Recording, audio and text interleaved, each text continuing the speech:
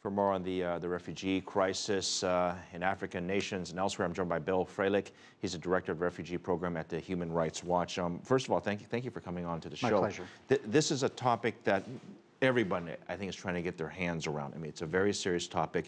It doesn't seem like a lot of these solutions can be implemented immediately. It's simply going to take time. Let me first get your reaction to the talks between Europe and Africa. Right. Well, I mean, a lot of the rhetoric's very good. They were saying the right things about root causes, but we are looking at a mix of mixing development issues and aid with border security. And the real question for us is, there's some conditionality here. Are they basically saying to the European, are the European leaders basically saying to the African leaders, look, play ball with us here, prevent this migration from occurring, give us a break, and we will, in some ways, pay off the elites that are helping us in doing this? Is it really going to make a difference to the people who are compelled to leave their homes because of poverty in some cases, or because of political repression, conflict? So it has a lot of the rhetoric, conflict resolution, governance, but is it totally mixed up with border control? Well, I mean, I was going to bring up the point. Different areas, different regions, different cities, different towns all have very different reasons why people want to leave. The money that's been approved, a couple $2 billion. Some are saying it's not enough, but it's perhaps, I guess, a down payment. Right. What would that money, in your theory, if you were to spend it, where would you spend it first? Well, I mean, they've listed a wide array of employment stimulation, food security, nutrition, and other development issues, but in the same mix is conflict resolution, which is also quite good, but this border control issue as well, to prevent and contain irregular migration.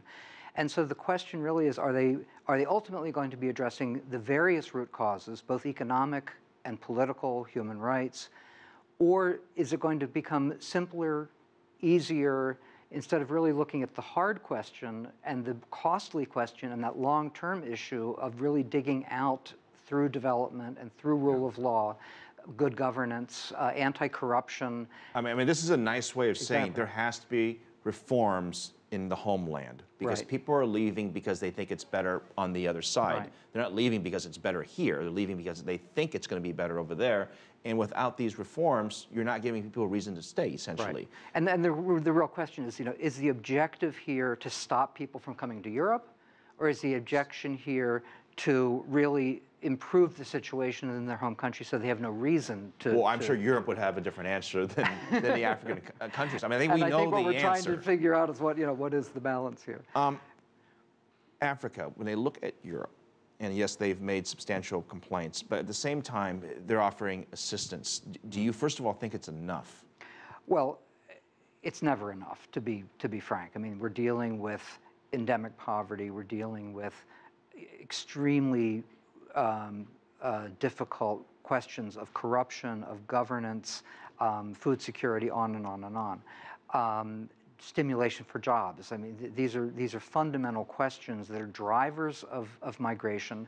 And of course, speaking from a human rights perspective, from a human rights organization, we're looking at the largest nationality group going into the European Union this year from Africa is Eritreans. So the question is, is any amount of development assistance really going to address the reasons those people are fleeing their country, which really has much more to do with political repression and development? And it's extremely, extremely broad statement as well. I mean, there's just so many answers that it would be so hard to implement. Let me ask you this. Yes, the EU is involved. This is a human rights crisis, I think, by almost every definition. Do you believe that other countries outside the EU need to get more involved? Oh, absolutely. And how would they do so? Well, funding is an obvious question here, whether it would be the EU Trust Fund, but there are many other mechanisms for providing development aid. But I also think engagement on conflict resolution. I mean, the actual majority of new arrivals coming through the Mediterranean this year into the European Union are from Syria. The second largest number from Afghanistan. We have, Eritreans are the third largest number, the largest number coming from Africa. They're followed by Somalis, which again, you're looking at failed states, you're looking at real questions of a need to engage the international community on conflict resolution and on respect for human rights. The economic needs are there, they're obvious, but the real drivers of this migration crisis this year overwhelmingly stem from human rights abuses and conflict. It's, you know, we all want solutions, but you brought up a good point, is that how can you talk about rebuilding an economy when you're worried about surviving in a lot of these conflict-ridden areas? I wish we had more time, but we're out of time. Bill, thank you. My pleasure. Thank you very much for explaining this to us.